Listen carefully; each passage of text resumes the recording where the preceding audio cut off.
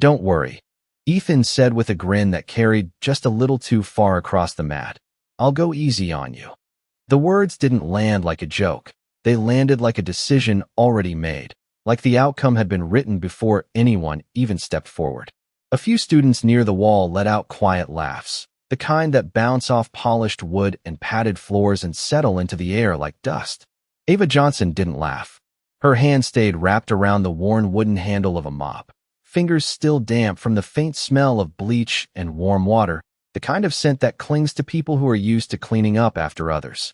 The overhead lights hummed softly, reflecting off the smooth tatami mats in long pale streaks. And for a moment, everything felt too bright, too exposed, like the room itself was watching. She kept her head slightly lowered, not in submission, but in habit, the same way she had learned to move through spaces where people rarely looked twice at her unless they needed something wiped down or carried away. Come on, Ethan added, tossing a pair of gloves lightly so they slid across the mat and stopped just short of her shoes. It's just for fun. That word again. Fun, spoken like it belonged to him, like it didn't cost anything, like it didn't come with an audience already pulling out their phones. Someone in the back whispered, "This is gonna be good," and the faint glow of screens began to rise, tiny rectangles of anticipation catching reflections of faces that leaned forward just a little more than before. Ava's grip tightened, just slightly, the wood pressing into her palm, grounding her in something real, something steady. She could hear the quiet squeak of sneakers shifting against the floor, the rustle of uniforms, the low hum of expectation building without permission. No one asked her if she wanted this. No one needed to. The invitation had already been shaped for her, wrapped in a smile, delivered in front of everyone. She exhaled slowly, the breath leaving her lungs in a controlled, measured line, the kind of breath that doesn't belong to someone unsure. Somewhere above, a ceiling fan rotated lazily, stirring the air just enough to move a loose strand of her hair across her cheek. She didn't brush it away. She didn't move at all. Not yet.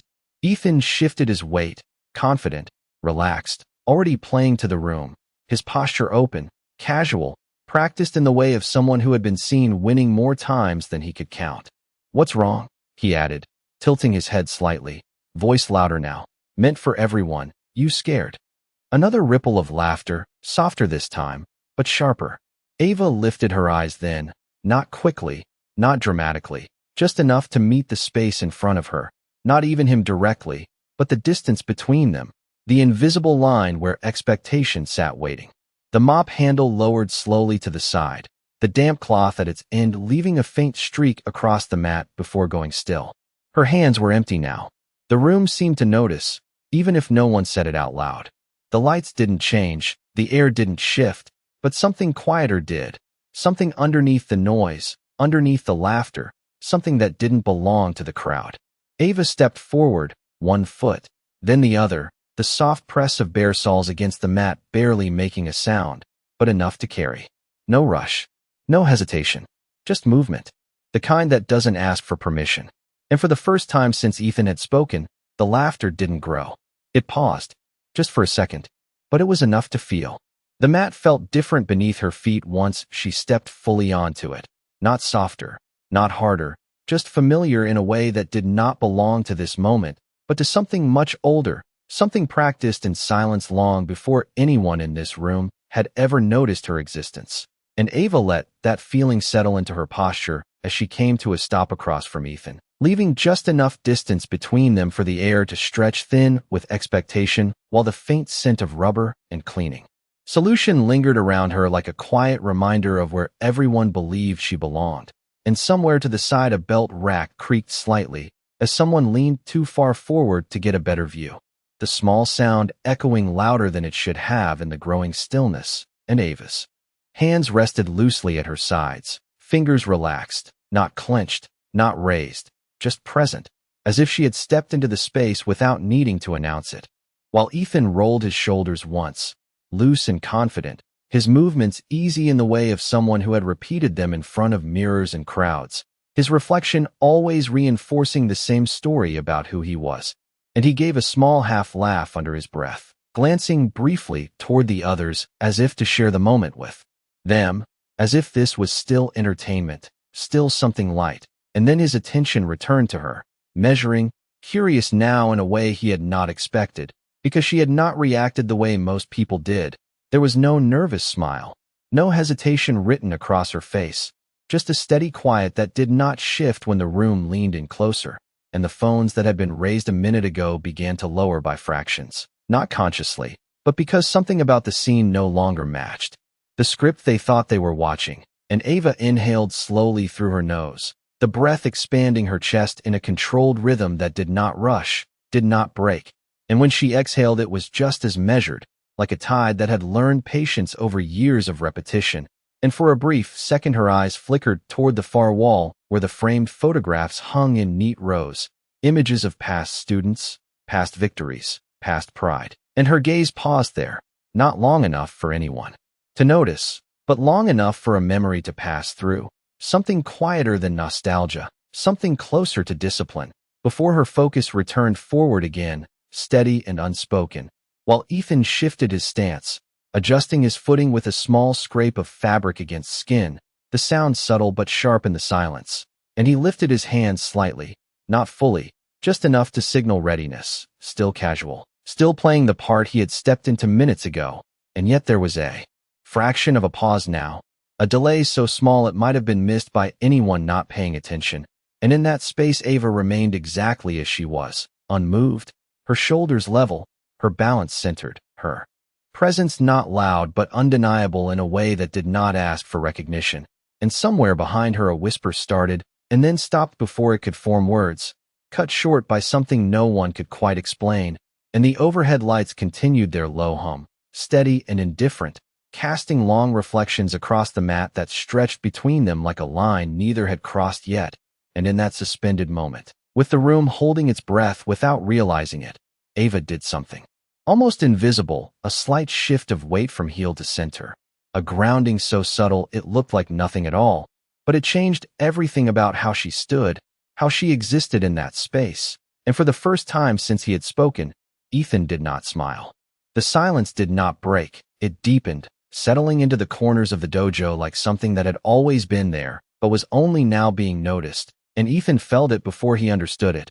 A shift so slight it did not belong to sound or movement, but to something internal, something that made him straighten just a fraction more than before as his eyes narrowed, not in anger, but in focus, because the space in front of him no longer felt predictable, no longer felt like a stage where he already knew every step.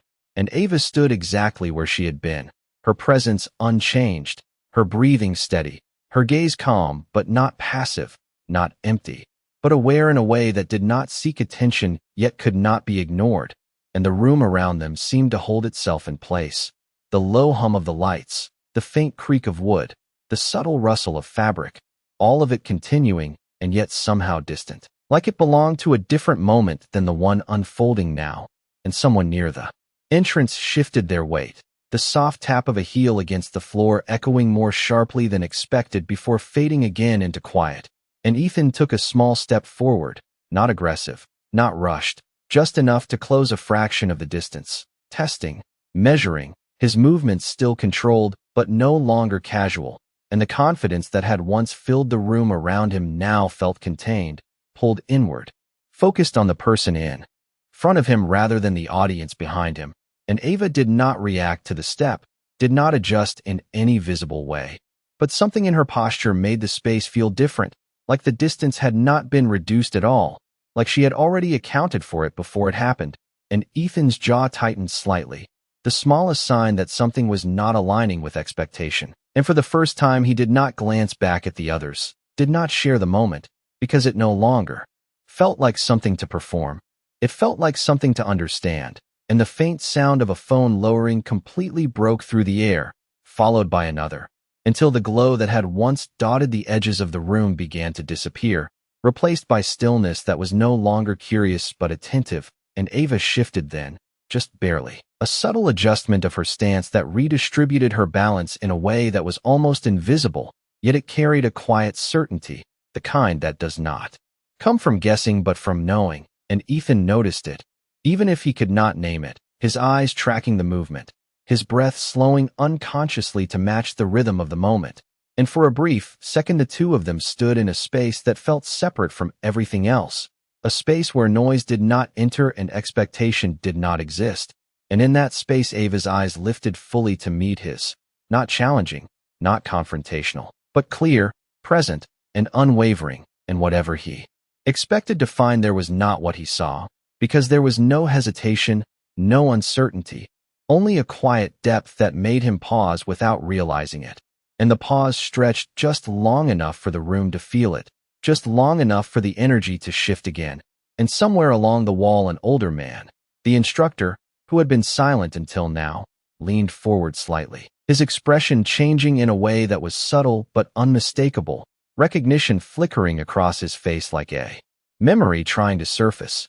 And he did not speak, did not interrupt, but his attention sharpened, focused entirely on Ava in a way that suggested he was seeing something others had not yet understood. And Ethan exhaled slowly, resetting, grounding himself in what he knew, in what he had trained for.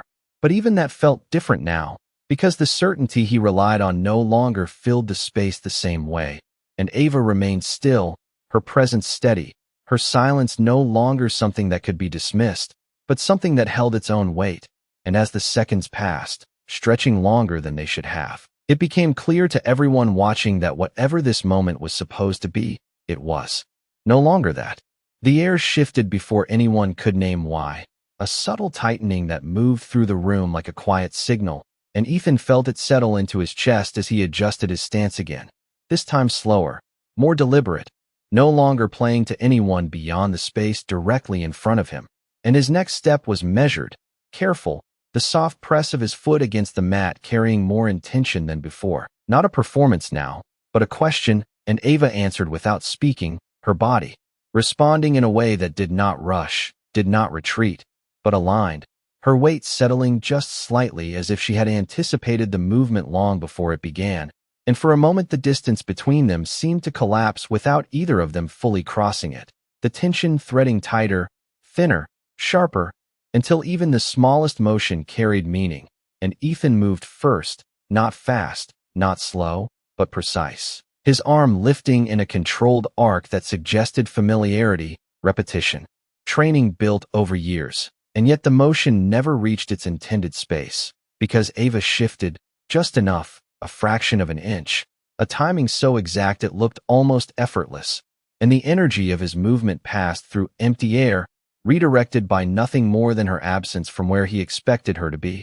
And the room did not react immediately, as if it needed a second to understand what had just happened. And Ethan paused, only briefly, but long enough for the difference to register, his focus sharpening again, his posture tightening, the casual ease fully gone now, replaced by something quieter, something more alert, and he adjusted, stepping again, testing a different angle, a different approach. But Ava remained unreadable, her movements minimal, economical, each shift grounded in something deeper than reaction, something that did not waste energy or seek attention. And when he moved a second time, she responded the same way, not with force, not with speed that demanded recognition, but with precision that removed the need for either, guiding the moment away from imbalance and back into stillness. And this time the silence broke, not with laughter, but with the faint sound of someone exhaling sharply, the realization beginning to ripple through the edges of the room. And Ethan stepped back half a pace, not retreating, but recalibrating, his eyes fixed on her now with full attention, no distractions, no audience, just the need to understand what stood in front of him. And Ava held her position, her breathing unchanged, her gaze steady, not challenging him, not diminishing him, simply present.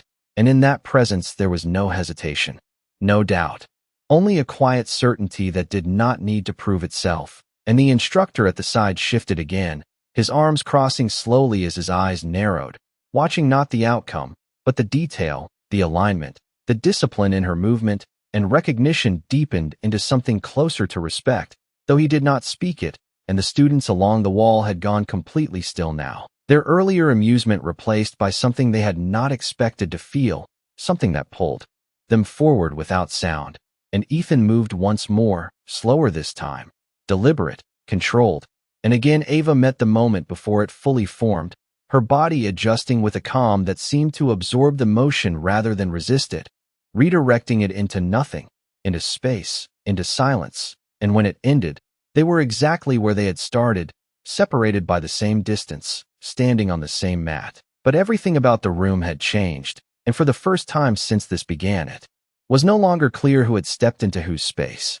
The space between them no longer felt like distance. It felt like a question waiting to be answered, and Ethan could feel it pressing in from all sides now, not from the room, not from the people watching, but from within himself, a quiet pressure that came from realizing that what he was facing did not behave the way he expected it to, and his breath changed, just slightly, a little deeper, a little more controlled, as if he was trying to reset something that had slipped out of place, and he circled half a step, testing again, not with arrogance now, but with intention, searching for an opening that made sense, something familiar, something predictable. But Ava did not offer it. Her stance remained centered, grounded, her movements so minimal they almost disappeared. Yet every inch of her presence filled the space in a way that left nothing unaccounted for. And when Ethan moved again, a little faster this time, a little more committed, the response came just as quietly, Ava shifting with precision that did not meet force with force, but redirected it into absence, into space where nothing could land, and the effect was immediate, not loud, not dramatic, but undeniable, and the room felt it. A collective stillness tightening as understanding began to take shape without words, and Ethan stopped, fully this time. His posture no longer relaxed, his shoulders squared, his focus locked entirely on her. And for the first time there was no trace of performance left, no hint of the earlier confidence that had drawn laughter from the room. Only concentration, only the effort to read something that refused to be simplified. And Ava stood across from him exactly as before, her breathing steady, her gaze calm, her body aligned in a way that suggested not just training, but discipline layered over years of repetition. And the instructor at the side shifted again, slower now, his eyes narrowing further as recognition deepened into certainty, because what he was seeing was not coincidence, not luck, but structure, foundation, something taught with intention and practiced with care. And he leaned forward, just slightly, as if trying to confirm a thought that had not yet been spoken, while the students along the wall had gone completely silent, their earlier amusement replaced by something closer to unease, not fear, but the discomfort of watching something unfold that challenged what they believed they understood. And Ethan took another breath, steadying himself, and stepped forward again, this time without hesitation, committing fully to the movement. But even as he did, there was a flicker of awareness, a hesitation buried beneath the action, because somewhere in that moment he already knew that the outcome would not follow the path he had imagined. And Ava responded with the same calm precision, her body shifting just enough, her timing exact, her movement neither rushed nor delayed, but perfectly aligned with the moment it needed to exist. And what followed was not a clash, not a struggle, but a quiet resolution, the energy of his motion dissolving into nothing, leaving him standing just slightly off balance, not falling, not failing, but aware, fully aware, that something had not worked the way it should have. And the silence that followed was heavier than before, deeper, filled with the weight of realization that no one could quite put into words yet. And Ethan straightened slowly, his expression no longer confident, no longer dismissive, but thoughtful, searching. And for the first time he did not move immediately, did not try again, because something in him had shifted, something that understood that this was no longer about proving anything to the room. And across from him Ava remained still, her presence unchanged, her calm intact, as if nothing unusual had happened at all. As if this moment, this shift, this realization had always been inevitable.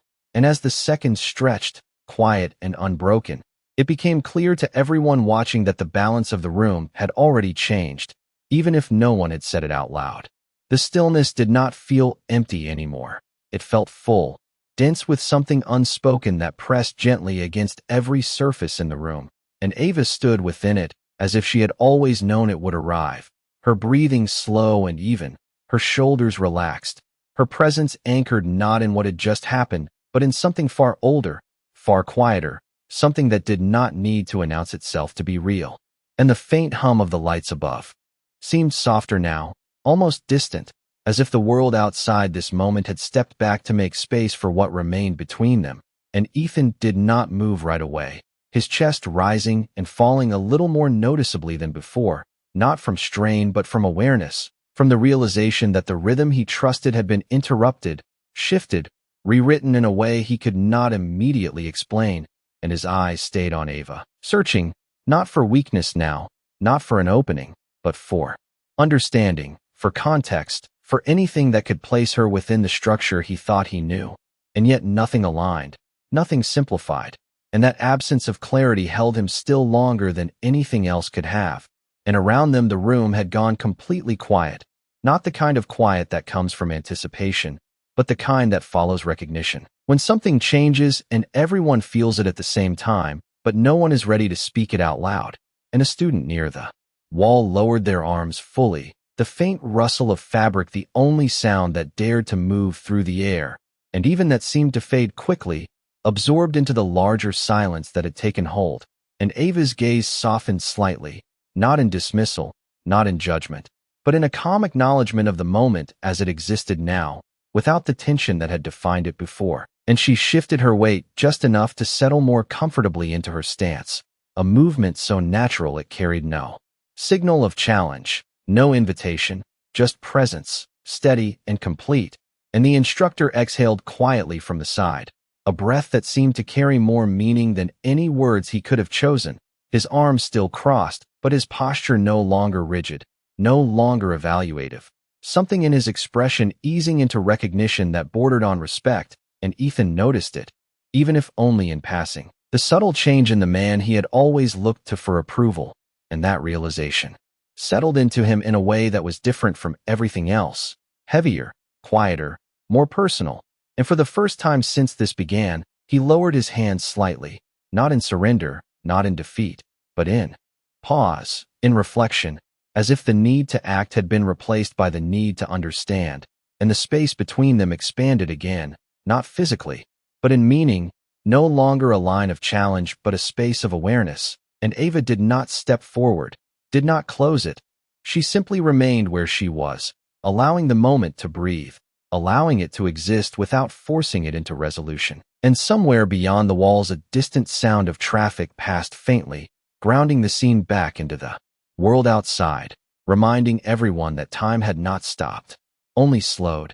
And Ethan drew in a deeper breath, letting it out slowly as his shoulders dropped just a fraction, the tension that had built within him easing not because the situation had resolved, but because something within him had shifted enough to accept that it did not need to be forced. And Ava's eyes lowered slightly then, not avoiding, not retreating, but honoring the space that had formed. And in that quiet exchange, without words, without movement, something settled, something clear and undeniable. And for the first time since the moment began, the silence no longer felt heavy, it felt complete. The moment did not end with movement. It unfolded through understanding, slow and quiet, like something rising beneath the surface that could no longer be ignored. And Ethan stood there with his hands lowered, not fully relaxed, not fully guarded, caught somewhere between who he thought he was and what this moment had revealed to him. And his eyes remained on Ava, but they were no longer searching for advantage, no longer trying to solve her like a problem. Instead, they held something unfamiliar, something closer to recognition. And Ava met that gaze without resistance, her posture unchanged, her presence steady, as if she had already moved beyond the need to prove anything, as if the outcome had never been the point. And the silence stretched again, but this time it carried weight, meaning, a shift that reached beyond the two of them and settled into everyone watching. And from the edge of the mat, the instructor finally moved, not quickly, not dramatically, but with intention, one step forward, then another. The soft sound of his bare feet pressing into the mat echoing just enough to draw attention without breaking the moment. And when he spoke, his voice was low, controlled, but unmistakably different from before. "Where did you train?" he asked, not as a challenge, not as a test, but as someone who had seen something that demanded an answer. And Ava did not respond immediately, her eyes lowering slightly, as if considering not the question itself, but what it meant to answer it here, now, in front of all of them. And when she finally spoke, her voice was calm, even, carrying no need to impress. "Here," she said, simply, and the words settled into the room like a stone dropped into still water, ripples forming slowly as the meaning spread outward, and a few students exchanged glances, confusion flickering across their faces, because they had never seen her in uniform, never seen her step onto the mat like this. And Ethan's brow furrowed slightly, the answer not aligning with anything he remembered, and the instructor's expression shifted again, deeper now, recognition sharpening into something more certain, more grounded. "That is not what I meant," he said quietly, stepping closer, his eyes studying her with a level of attention that stripped away every assumption. And Ava inhaled slowly, her shoulders rising just slightly before settling again, and this time when she spoke, there was a subtle weight behind her words, not heavy, not dramatic, but real.